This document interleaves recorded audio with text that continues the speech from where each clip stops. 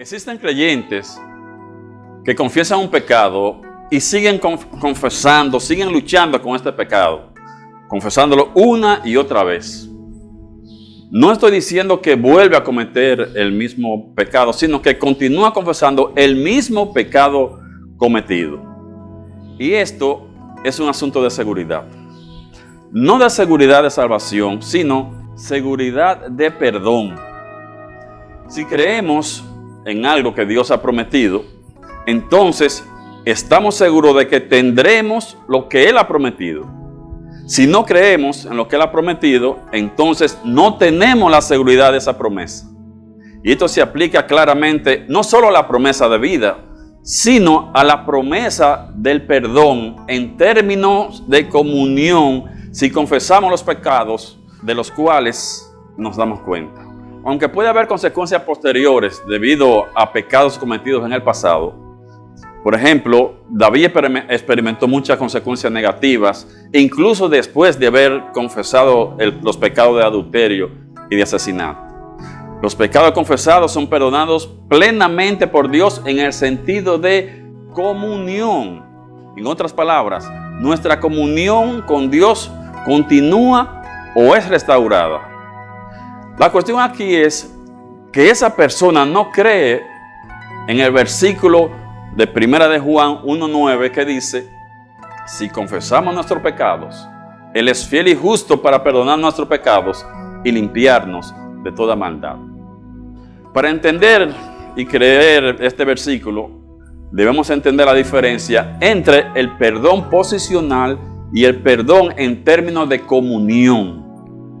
Los no creyentes no son perdonados hasta que no vienen a Cristo.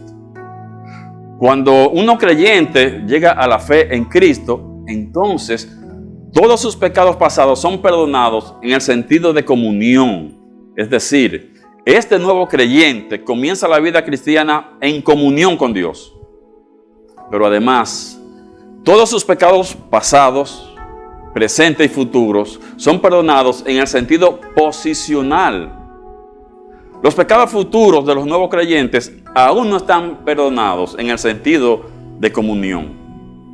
El versículo de 1 de Juan 1:9 habla del perdón y la purificación en términos de comunión.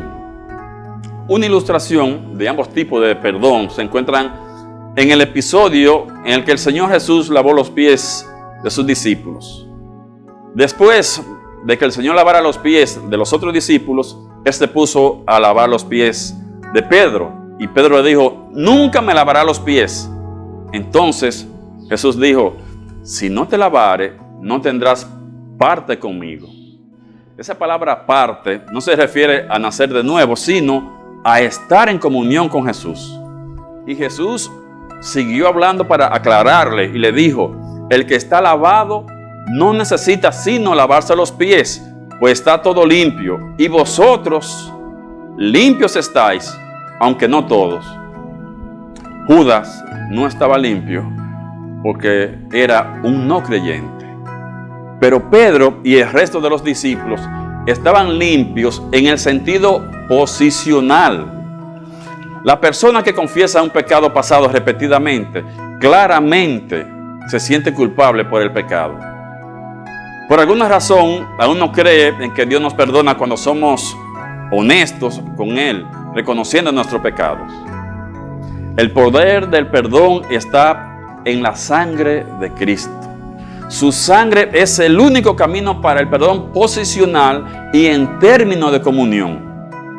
Sin embargo, a diferencia del perdón posicional, que es total cuando una persona viene por primera vez a Cristo para la vida eterna, el perdón en términos de comunión se produce cuando confesamos nuestros pecados. Muchas personas que conocen el versículo de 1 de Juan 1:9 no son conscientes de lo que dice el 1:7, 1 de Juan 1:7. Pero si andamos en luz, como Él está en luz, tenemos comunión uno con otros, y la sangre de Jesucristo, su Hijo, nos limpia de todo pecado. El perdón, en términos de comunión, también se logra por la sangre de Jesucristo que nos limpia. Y el perdón, en términos de comunión, ocurre cuando confesamos nuestros pecados mientras caminamos en la luz, ya que Él está en la luz.